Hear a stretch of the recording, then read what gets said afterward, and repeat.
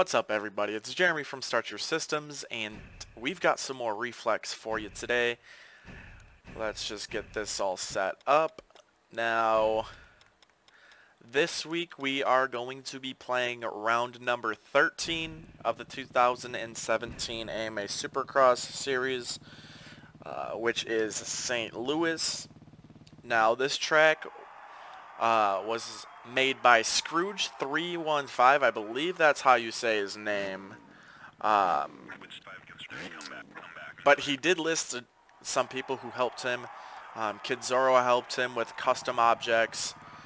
Sandbiter was one of his beta testers, and Dark Slides helped out on this track as well. Just a few things here and there. Now, first things first with this track is I got an immediate Oakland vibe, and I feel like I've been saying that quite a bit throughout the year. All the jumps just seem really small, but it works. Once again on this track, at least I think so. I was a little thrown off, when I first started playing the track, but I got used to it, just like I normally do. Now, there's not a whole lot that I have to say about this track. I think the track was made very, very well. Now, the layout, again, is kind of weird. I'm not that big of a fan of it. But all that aside, the track was made very, very well. So Scrooge did a great job with it. I mean, I really don't have any other... I don't have any complaints, really. The only thing would have been, like, the scaling threw me off right away, but I think he did a great job on the track. There's no real issues with it, so... and as far as, like, the jumps and everything, it's pretty spot on. The only thing I would say is right here, I believe this was...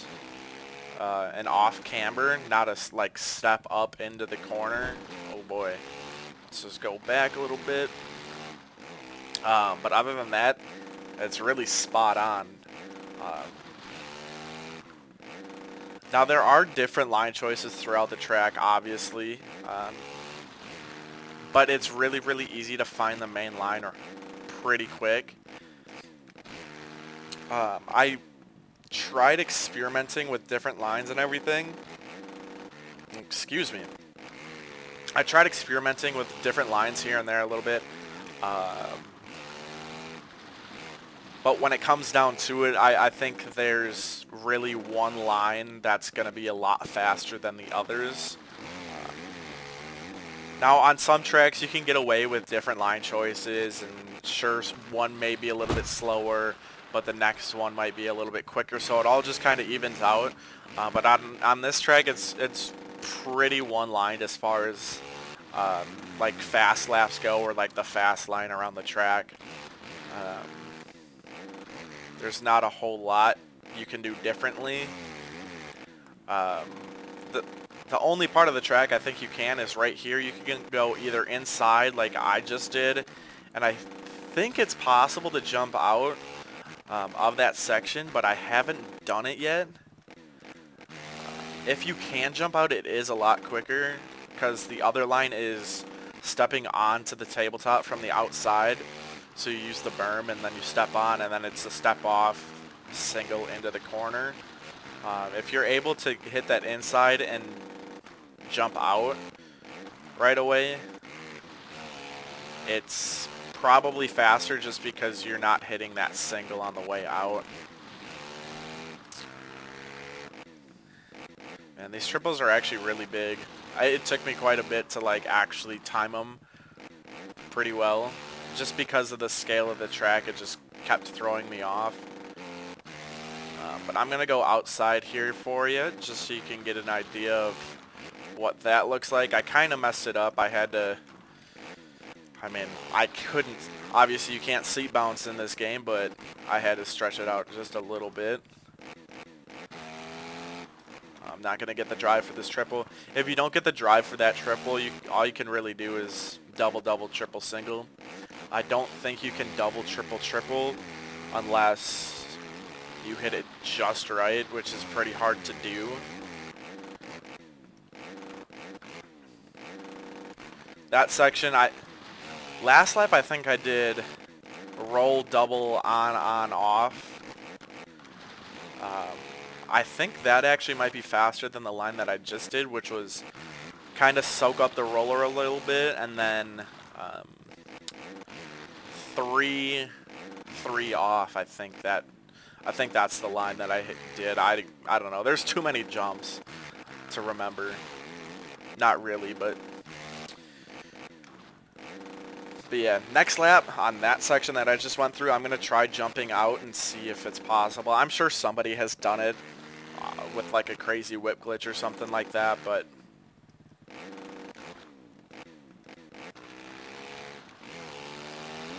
and if you hit this sweeping corner just right, you can hit it without letting off the gas at all. See, I don't know. That might be faster right there. Kind of checking up so you're not in the air, because the only way to really get that triple or that first triple is you kind of have to whip glitch, so you have to get a good run into it, and I don't know, you may lose a little bit of time.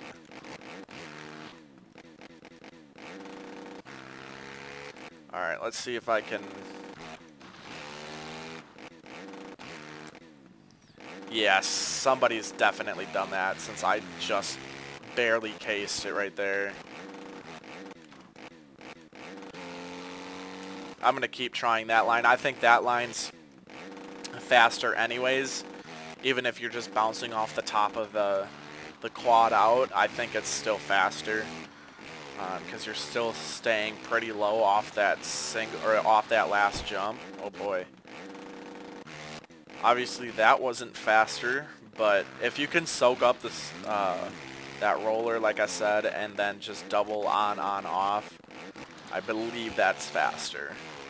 And I know I sound really repetitive just hitting these rhythm sections, you know, every lap, but like I said, there's not a whole lot to talk about the track. He did a great job with it, so I'm really just trying to run hot laps right now, to be completely honest.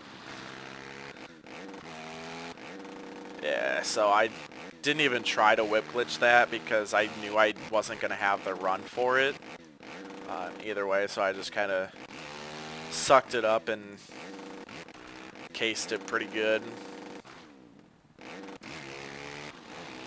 And right there, you see how I kind of overshot that triple in the middle of that section?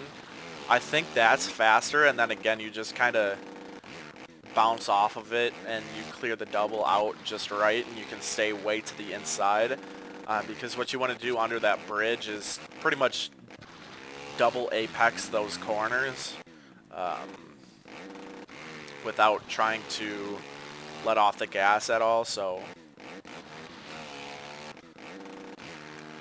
and if any of you guys don't know what an apex is, like apexing a corner, pretty much what you're doing is you're not cutting the corner, like you're not cutting the track, but you're cutting the corner to the closest possible point in that corner to make it like the shortest way around. I know that sounds weird, but like you need to get as close to the bales as possible and like stay on the gas.